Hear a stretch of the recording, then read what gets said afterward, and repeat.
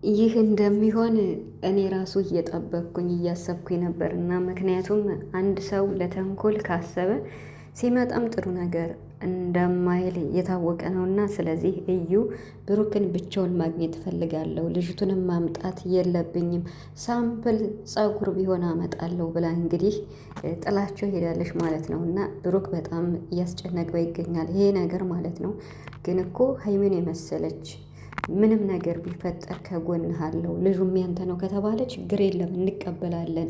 ዋናው እውነቱ ይውጣ፣ ስምህ ይጽዳ ነው የተባለው እና ብሩክ መጨናነቅ የለብም። በነገራችን ላይ ቢኒ እንዴት ነው ማለት እሷም ስትኖር የሚናገረው እሷ ከሄደች የሚናገረው የተለያየ ነው እና ፍፄ በመኖሩ ደስ ብሎኛል። ምናልባሽ በመሀል ጭቅጭቅ ቢፈጠር ማለት ነው። የእዩ ተንኮል እንግዲህ ማለት ነው ገና ጥግ ድረስ ትሄዳለች። ብሩክን ለብቻው የምታገኘው የሆነ ነገር ብላ ከዛ ለሀይሚ በበነገው ስታገኛት እንዴ ትናንት እኮ እንዲህ ብሎኛል ብላ ብሩክን ጠምዘውን ወጥመድ ውስጥ ለመክተት ነው ብቻውን ላገኘው የምትል ማለት ነው። ዋናው አላማ የእዩ ዋናው አላማ እውነት ለመናገር ብሩክና ሀይሚን በመሀላቸው በቃ የሆነ እንዴት ነው ክፍተት ፈጥራ ከዛ በኋላ እውነቱ ሲወጣ ምን እንደምትል አላውቅም። ብቻ ግን አላማው ይሄ ነው። ምንም ይሁን ምን ብሩክ እኔ እንጃ ብቻውን ማግኘት አለብ ብዬ አላስብም። የፈለገ ነገር ቢሆን ግን ደግሞ ሀይሚ እኔ እናንተ እናውራበት የእኔ ችግር የለውም ብቻህንም ብታገኛት ልትል ነው መሰለኝ። እና እንግዲህ ነገ ብቻህን ካልመጣህ እንዳትመጣ ልጅቱን ስትወለድ ያላያት አሁን እንዴት ነው ዲኤንኤ የምትል ሲጀመር ወላወይ እኮ ናት። ያኔ ማለት አሁን ትክክለኛ የብሩክ ልጅ ነው ብላ ብትገምት ልጅ አምጪ ዲኤንኤ እናድርግ ስትባል እንደዚህ ወደኋላ ወደፊት ባላለች ነበር። ቢኒንም እንግዲህ የሆነ ነገር ብለው ሊሆን ይችላል እና 100% እርግጠኛ አይደለውም። ግን ቢኒ ትንሽ ይዘበራርቃል ማለት እሷ ሳለች የሚያወራውና እሷ ከሄደች የሚያወራው አንድ አይደለም ማለት ነው። ወረደም ጠባም ብሩክና ሀይሚ ከመንጊዜውም በላይ አሁን ጠንካራ መሆን አለባችሁ። ሲጀመር ዲኤንኤ ራሱ ትክክለኛ አንዴ ነው መሆን ያለበት። አንዳንዴ ብዙ ብር ነው የሚጠይቅ ይባላል፣ አንዳንዴ ብቻ ብዙ ነው የሚባለው። ያም ሆነ ይህ እሷ አሁን በቃ ብሩክን እንደዚህ አስደንግጣ ምናምን ነገር ብዙ ወጪ ለማስወጣት አስባ ይሆናል። ታዲያ ዲኤንኤም ሲሆን እኮ በሳምፕል እሷ ጸጉራ ምታ ብትሰጥ ይሄ ልታምኑ አይገባም። ምክንያቱም የሌላ ሰው ቢሆንስ እሷ ኮንፊደንስ ካላት ማለት ዲኤንኤ ተመርምሮ ትክክለኛ እውነቱን ማወቅ ከፈለገች ልጅቱን ወስደው በትክክለኛው መንገድ አንዴና ለመጨረሻ ትክክለኛ ሆስፒታል ወስዳችሁ ነው ቦራ ዲኤንኤ ማድረግ ያለባችሁ። እሷ የምታመጠው ሳምፕል ምን ያህል ታማኝ ነው እንዴ? ሲጀመር እኮ እውነተኛ ሰው ነው ሳምፕልም ቢያመጣ ምንም ቢያመጣ መቀበል የሚቻለው። ከመጀመሪያው ገና እሷ የእናንተን ህይወት ለመበጥበጥ ወይም ተንኮል አስባ ከሆነ እንዴት ነው እሷ በምታመጣው ሳምፕል አምናችሁ ምርመራ የምታደርጉ? ይሄ በጣም ብዙ ወጪም ሊያስወጣችሁ ይችላል። ልትከስሩም ትችላላችሁ። መክሰር ማለት የገንዘብ እንደዚህ ማለት ነው። ምክንያቱም ለውሸት ነገር ይሄን ያህል ወጪ ስለምን ታወጣላችሁ? አንዴ ሁለቴ። እሱ አሁን ለምሳሌ ጸጉር ሳምፕል አምታ እውነት ባይሆን ከዚያ ድጋሚ እንደገና ልጅቱን ወስደን ልትሉ ነው ማለት ነው። እና ደሞስ ብሩክን ለብቻ ላገኘው የምትለው ምንድን ነው? ከሱ ጸጉር ወስዳ እኔ እኮ ግራ ገባኝ። እንዴ ሳያየው ከሱ ጸጉር ወስዳ ልታስመረምር ነው እንዴ? የዩ ተንኮል እኮ እኔ እንጃ። እኔ አንድን ሰው በተንኮል ካሰብኩት በቃ ምንም የፈለገ ነገር ቢለኝ አላምንም። ምንም ቢለኝ ምንም በቃ። ሰላም ቤተሰብ እንዴት ናችኋለሁ? ሰላማችሁ ይብዛ በያላችሁበት እያልኩኝ ሰላም ሳልላችሁ ገባው። ምክንያቱም በቃ ቪዲዮቸውን እንዳየሁት ነበር የገረመኝና እውነት ለመናገር የፕሮግራም እንደዚህ ሲሆን በቃ ቆይቼ በየውም ችግር የለም ብዬ አስባለሁ። የደስታ ሲሆን ማለት ነው። እንደዚህ ችግር ሲፈጠር ደግሞ እኔ ትንሽ በቃ ማለት በቃ እነዚህ ሁለት ልጆች ሀይሚና ቡራ በራሳቸው የሚሄዱ ራሳቸውን ሰርተው የሚያስተዳድሩና ከማንም የማይደርሱ ናቸው። ታዲያ ለምንድን ነው እዩ ማትፋታቸው እንዴ?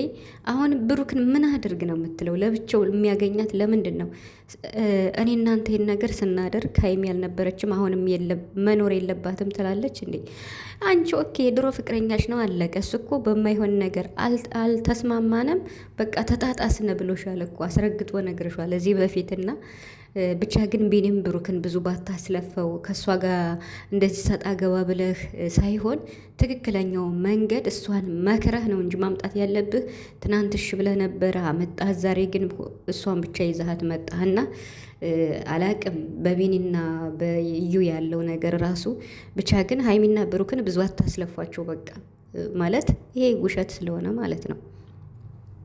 እና ደግሞ ሲቀጥል አንድ ፕሮግራም ነበር እና በጣም ደስ ብሎኛል። በጣም ቤተሰብን ያስለቀሰ ፕሮግራም ነበር ያየሁት። በስማም እውነት ሙሽዬ ግን ማህፀንሽ እንዴት ነው?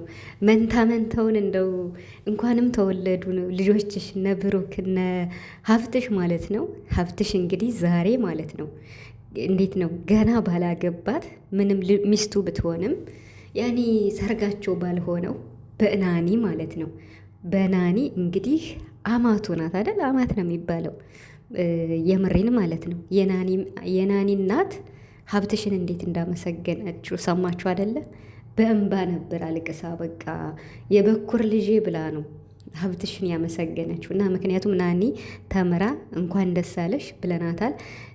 ለምርጥ ውጤት በቅጣ ተመርቃለች። እና ለዚህ ውጤት ደግሞ እሷ ተምራ ተመርቃ ከመርዳት ባለፈ ይሄ እንዴት ነው አይደለም የሚያስፈልጋትን ከመርዳት ባለፈ በሀሳብ ፈተና ሲኖርባት ምን ሲኖርባት በቃ እሱ ራሱ አብሮ ልክ እንደሚፈተን ሁላ ሲጨነቅ የነበር ለዚህ ትልቅ ስኬት ዋናውን ትልቅ ዋጋ የከፈለው ሀብትሽ እንደሆነ የናኒ እናት በእጥፍ አድርጋ በእንባ የተሞላ መስክራለች። ታዲያ መታደል አይደል እንዴ? እሙሽዬ የምር በጣም የታደለች ናት ማለት እንዲህ አይነት የተመረቀ ልጅ በመውለዷ ማለት ነው። ሀብትሽ የምር ኮርችብሃለሁ እግዚአብሔርን። ኧረ በስመ አብ መልካም ልጆች እንደሆኑ አውቃለሁ የሙሽዬ ልጆች። ግን ደግሞ እስኪ አስቡት እንደዚህ በሚስት እናት ወይም በአማቱ እንደዚህ መመስገን ማለት አስቡት እንግዲህ ምን ያክል በቃ ብቻ ናኒ ኮንግራ አይለያችሁ። እንግዲህ ሀይሚዬም ምርጥ የሆነ ምኞቷን ገልጻላታለች ማለት ነው። እና በጣም ደስ ብሎኛል። እስኪ በሰፊው መጣበታለሁ በዚህ ዙሪያ ስለ ሀይሚና ስለ እዩስ ብጨርስ እና እኔ እንጃ አሁን እሷ ነገሩን ብሩክን ብቻውን ካላገኘሁት ብላ ነገሩን ልትጎትትባቸው ነው። ወደ አዲስ አበባም ተሎ እንደሄዱ ልታረጋቸው ነው። ብቻ ከባድ ነው። ምርመራው ግን አዲስ አበባ ቢሆን ወይ የተሻለ ነበር። ለምን ቢባል በቃ እዚያ መመላለስ የለባቸውም። ግን ደግሞ አሁን እዩ ማለት ነው በቃ ረጅም ጉዞ መሄድ ትፈልጋለች፣ ቪዲዮ መስራት ትፈልጋለች እንጂ እኮ ልጁ የኔ ቢሆንም ባይሆንም ልቀበል እያለ ብሩክ እንደዚህ በ100% ዲኤንኤ ይሁን ስትባል እሷ ወደኋላ እየሸሸች ነው። ያለፈ ነገር ትጎትታለች። ሀይሚ ዛሬ ምንም አላለችም። ምንም ያለቻት ነገር የለም። ፖለቲክ በሆነ ነገር ነበር ስታወራት የነበር። በቃ አሪፍ ነው በጣም ግን ደግሞ አሁን እሷ እኮ ብቻውን ብሩክን ማግኘት የፈለገኝ በሁለታቸው መሀል መግባት ፈልጋ ነው እዩ ማለት